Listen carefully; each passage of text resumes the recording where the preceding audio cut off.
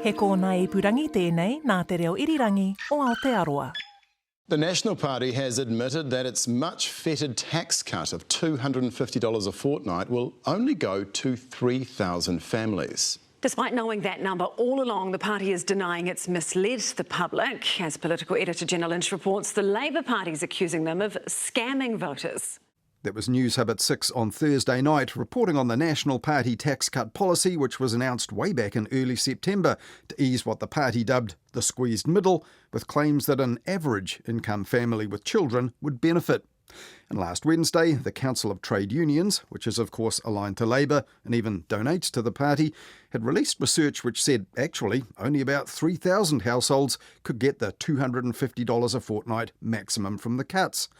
But that sum got maximum exposure in early September in headlines like this one in the press.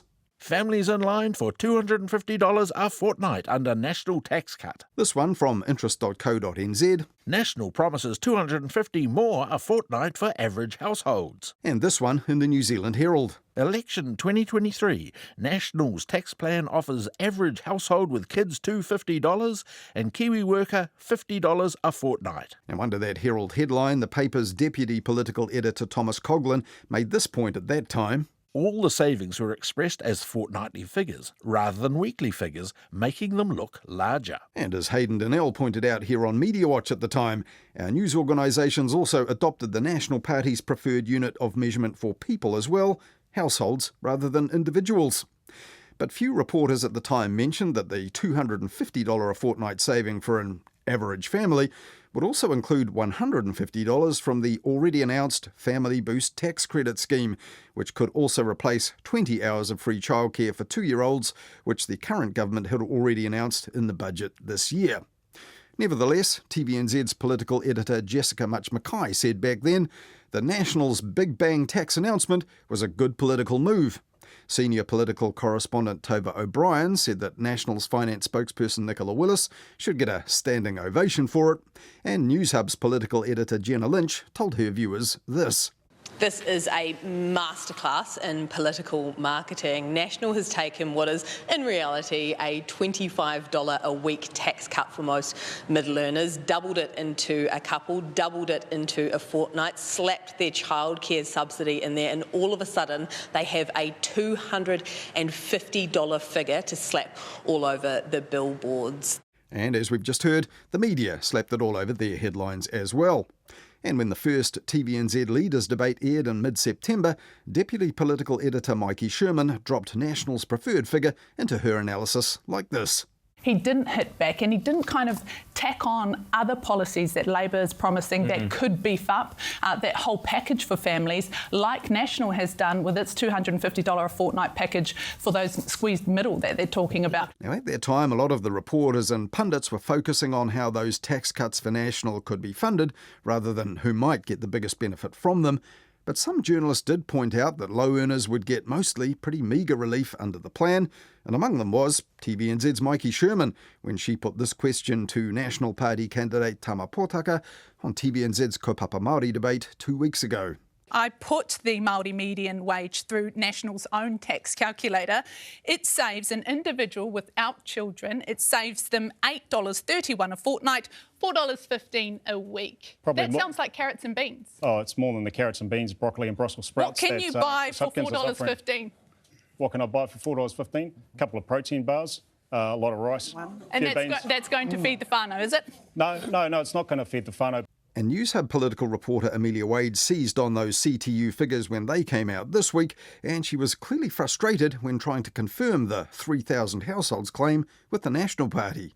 We sent the Council of Trade Unions numbers and workings in my story there to the National Party today in good faith so that they had adequate time to respond. But instead of responding, they fired off a conspiratorial PR trying to pin that on the Labour Party. And when Nicola Willis did finally confirm the figure the next day on RNZ's Morning Report with Charlotte Cook, she said that the National Party had been careful to say all along households would get up to $250 a fortnight, but not careful enough for News Talk ZB News later that same day. Luxon denies he's being disingenuous. We've always said, look, up to $250. But he hasn't always said that. Here's Luxon in the first TVNZ Leaders Debate, where he didn't use the words up to. I'm going to give them tax relief. For an average household income family with young kids, that would mean $250 a fortnight, and that would make a huge difference to them. And on News Hub at 6 that same night, political editor Jenna Lynch wasn't satisfied either. We've always said, look, up to $250 a week for an average household income with young children. Except they haven't always. It does give an average income household family with young kids $250 extra a fortnight. On Thursday, Jenna Lynch went on to say this.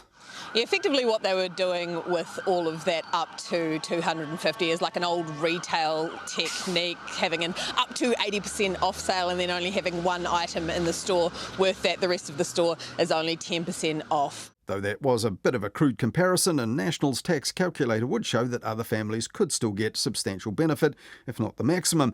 But while she was at it, Jenna Lynch also pointed out that that online calculator didn't specify that the childcare rebate only applied to early childhood education costs for under 5-year-olds, and the National Party then amended their tax calculator after she pointed that out. So good for voters and viewers to have more clarity and accuracy on that. But 1 month on from the launch of National's tax cut policy, Jenna Lynch was clearly no longer as impressed with what she had deemed a political marketing masterstroke when it was first unveiled. $20 just isn't enough to buy a vote in this economy. All of the focus groups say so, but $250, that is massive money. Genius. Reflecting on all this on News Talk ZB last Thursday, the network's political editor Jason Walls said that the moral of the story for us was voter beware. On the one hand, yes, obviously this is a trick of marketing. You say up to, and that's people have to work it out themselves. Yes, there is this 0.18, which is really small. I mean, you would have thought it would have been a bit bigger, but people do have a bit of a responsibility to work this out by themselves. You can't just rely on seeing an ad and being like, oh, that's probably me. I'm going to get the $250. And voters should indeed be wary when political parties are presenting their policy the way they want it. But many people heard those favourable figures and the impression that average families would benefit not from the National Party, but from the media, repeating their words and numbers uncritically. And, as we've heard, also from political editors who praised the party for putting the numbers and words together like that before running the numbers themselves.